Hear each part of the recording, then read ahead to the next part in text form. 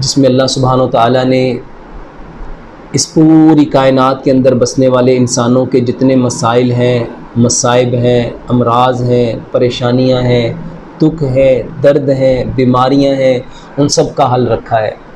ज़रूरत इस अमर की है कि हम इस इस्लाम से अपनी परेशानियों का हल तलाश करें, मगर अफसोस आज हमने इस्लाम को छोड़ दिया और यही सबब है कि आज हम दुनिया में ज़लील और रुस्वा हो रहे हैं।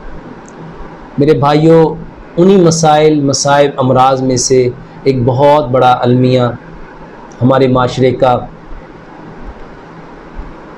जो मर्दों के अंदर अल्लाह रब्बुल इज़्ज़त ने एक ख़ास पहचान रखी थी, जो मर्दों की मर्दानगी कहलाती है।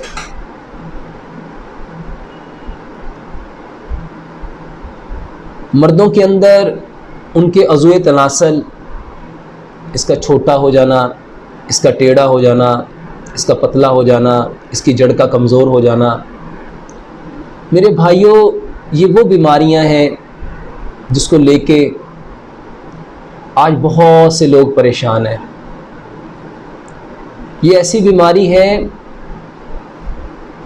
जिसकी वजह से लोग शर्मिंदगी के बाइस हेजिटेट होते हुए सारी ज़िंदगी अपनी इस बीमारी को किसी दूसरे के साथ शेयर ही नहीं करते।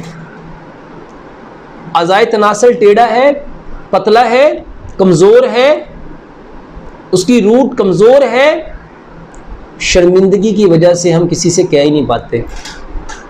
और उसका फ़ायदा कौन उठाता है? वो लोग जिन्होंने बिज़नेस करना है। मेरे भाइयों, इस्लाम वो खूबसूरत दीन है जिसमें हमारी ज़िंदगी के हर मसले को बयान किया गया, हमारी एक एक चीज़ को खोल खोल के बयान किया। और प्यारे पैगंबर जनाब मोहम्मद सल्लल्लाहु अलैहि वसल्लम ने कोई गोशा ऐसा नहीं है, कोई बात ऐसी नहीं है जो मुसलमानों की, इंसानों की ज़रूरत हो और आपने ना बतलाई हो। ये वो मौजू है जिसको कहीं पे भी बयान नहीं किया जाता,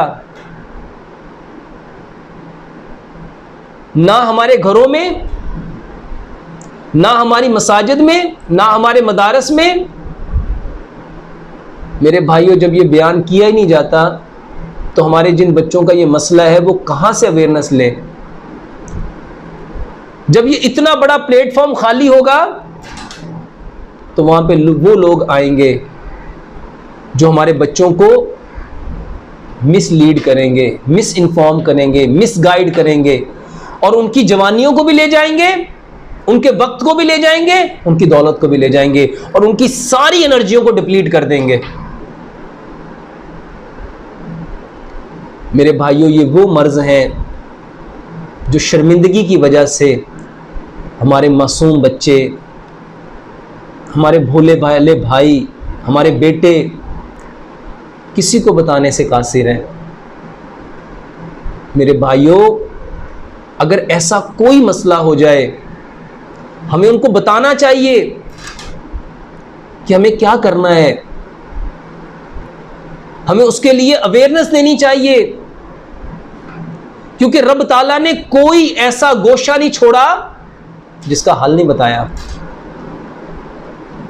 जिंदगी में कभी ऐसा आपके साथ हो, आपके भाई के साथ हो, आपके बेटे के साथ हो या आपके दोस्तों के साथ हो, तो मेरे भाइयों बहुत सा इलाज है, बहुत आसान इलाज है। दुनिया में आज ये बिजनेस है, लोगों ने इसको कारोबार बनाया हुआ है। मेरे भाइयों बहुत सहल इलाज, इतनी सिंपल सिंपल रेमेडीज हैं, इतने सहल इलाज हैं। आप प्यारे पैगंबर जनाब मोहम्मद सल्लल्लाहु अलैहि वसल्लम की ज़िंदगी को पढ़ के तो देखें, आप उनकी सीरत को जानकर तो देखें, आपको हर गोशा पुरनूर नजर आएगा, हर चीज का इलाज मिलेगा। जरूरत इस अमर की है कि हम लेने वाले तो बने। कुरान में अल्लाह सुब्हानहू तआला ने वाज़ेह अल्फाज में फरमाया, अल्लाह ताला उस वक्त तक किसी कौम की हालत नहीं बदलता जब तक उसको खुद अपनी हालत के बदलने का एहसास नहीं होता। आज ये जो आलम कुफर है,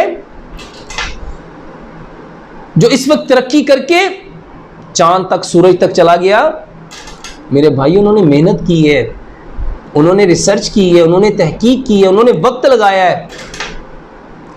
और रब ताला ने कुरान में फरमाया, लैसा लिल इंसानी इल्ला मा सआ, कि बेशक हर इंसान के लिए वही है जिसकी वो कोशिश करेगा। हमने कभी इसके बारे में जानना ही नहीं चाहा, हमें कैसे पता चल सकता है। हम वापस आते हैं अपने मौजू की तरफ। ये जो अज़ाए तनासल का टेढ़ा हो जाना, इसका कमज़ोर हो जाना, इसकी जड़ का कमज़ोर रह जाना, इसके सबब क्या है मेरे भाइयों? सबब एक ही है, फितरत से दूरी। सबब एक ही है, शैतान के पीछे लगना, वो नेगेटिव थॉट्स। चाहे शैतान के बहकावे में आके लज्जत हासिल करने के लिए अपनी मनी को अपने हाथ से डिस्चार्ज किया गया हो, या रगड़ पैदा करके उसकी साख्त को चेंज किया गया हो, या गलत कारी कर करके अपने अज़ाए तनासल को टेढ़ा कर लिया गया हो, उसके जो मसल्स हैं, जो पीनस के मसल्स हैं, उनको इतना वीक कर लिया गया हो, उसके अंदर रैशेस आ गए हो, या जो उसकी वेन्स हैं वो स्वेल हो गई हो। ये सारी वजूहात हैं जिससे जो टेढ़ा हो जाता है, कमज़ोर हो जाता है, कि जो मसल्स हैं वो लूज़ हो जाते हैं। इलाज क्या है मेरे भाइयों? अल्लाह सुब्हानहू तआला ने जो बीमारी है उसका इलाज बिल्कुल उस जगह पे ही रखा होता है। ज़रूरत सिर्फ इस अमर की होती है कि हम उसी जगह से उसको तलाश करने की कोशिश करें। सबसे पहले तौबा करो, इस्तग़फ़ार करो। किस बात पे? जिस अमल के सबब हमने अपनी साख्त को बदल दिया। सबसे पहले जो गुनाह हो गया, ये जो बुरा अमल हो गया जो नहीं होना चाहिए था, अपने रब से माफ़ी मांगो, इस्तग़फ़ार करो, और फिर उसके लिए मेरे भाइयों चंद चीज़ें हैं, इसका एहतमाम करो। बहुत सहल चीज़ें हैं। ये जो जैतून का तेल है, प्यारे पैगंबर जनाब मोहम्मद सल्लल्लाहु अलैहि वसल्लम ने फरमाया, जैतून के तेल को पियो भी और इसकी मालिश भी करो, क्योंकि ये मुक़द्दस दरख्त का तेल है। जब शैतान ने हमें बहका दिया, हमारे बच्चों को बहका दिया, हमारे भाइयों को बहका दिया, हमारे बेटों को बहका दिया, उसका बहकाने का सबब इंसान को दूर ले जाना है रब से, अपने खालिक व मालिक से। तो अपने बच्चे को कहो कि ये जो मुक़द्दस दरख्त का तेल है, पहले तौबा करो, इसको इस्तेमाल करो। कैसे इस्तेमाल करेंगे? जैतून का तेल लो। कितना लेना है? हर इंसान की डिफरेंट नीड है, उसको अपने अज़ाए तनासल, अपने पीनस के अकॉर्डिंग तेल चाहिए, जो वो एक दिन में अच्छी तरह उसको लुब्रिकेट कर सके, उसकी मालिश कर सके। जैतून का तेल लो, बहुत बेहतरीन तेल है। इसके साथ तिलों का तेल लो। अब इस दोनों तेलों में ज़ाफ़रान लो। हर शख्स, हर भाई, हर बेटा अपनी जिसामत के मुताबिक ये तेल लेगा, उसके अंदर ज़ाफ़रान डालो। एक ग्राम डाल लो, 2 ग्राम डाल लो, 3 ग्राम डाल लो, जितनी आप में इस्तेदाद है और जितने आपका जिस्म की साख्त है और जितनी आपके अज़ाए तनासल को उसकी ज़रूरत है। अब इसके ऊपर 4 चीज़ें और एक्स्ट्रा डालो। मेरे भाइयों, ये जो गार्लिक है, लहसुन है, ये अल्लाह सुब्हानहू तआला का बेहतरीन इनाम है। दूसरे नंबर पे ये जो लौंग है, रब ताला का बेहतरीन इनाम है। तीसरे नंबर पे ये जो दारचीनी है, रब ताला का बेहतरीन इनाम है मेरे भाइयों, और ज़ाफ़रान है। इन चारों चीज़ों को उस तेल में डालो, अच्छी तरह उसको पका लो। इतना पकाओ कि तेल के अंदर उसके सारे इंग्रेडिएंट्स अब्जॉर्ब हो जाएं, उस तेल में वो सारी चीज़ों के इंग्रेडिएंट जज़ब हो जाएं। अब उस तेल को स्टेन कर लो। अब सुबह, दोपहर, शाम 3 टाइम मेरे भाइयों आराम से उसकी मसल्स की जो पीनस है उसके ऊपर उस तेल का मसाज करो। उसको रगड़ना नहीं है, मसलना नहीं है, ज़ोर नहीं लगाना कि कहीं उसमें इरेक्टेशन आ जाए, तहर्रुक आ जाए। उसको उंगली के साथ बहुत लाइटली उसके अंदर उस तेल को अब्जॉर्ब करो। अब इसमें जैतून है, तिलों का तेल है, ज़ाफ़रान है, लहसुन है, लौंग है, दारचीनी है।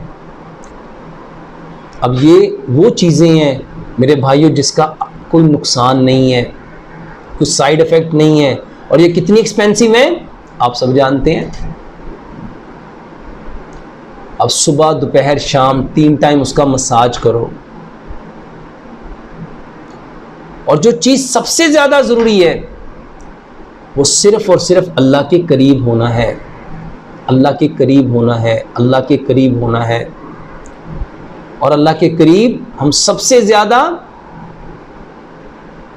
एक ही सूरत में हो सकते हैं, वो सजदा है। लंबा सजदा करो, लंबा सजदा करो। जितना लंबा सजदा करोगे आप अल्लाह के जितना करीब होगे मेरे भाइयों। हम अल्लाह के जितना करीब होंगे अल्लाह ताला हमारी सारी परेशानियों को, बीमारियों को, हमारी तकालीफ़ को अल्लाह उतना दूर कर देगा। लंबा सजदा करो। ये एक सजदा जो हमें 1000 सजदों से निजात दिलाएगा।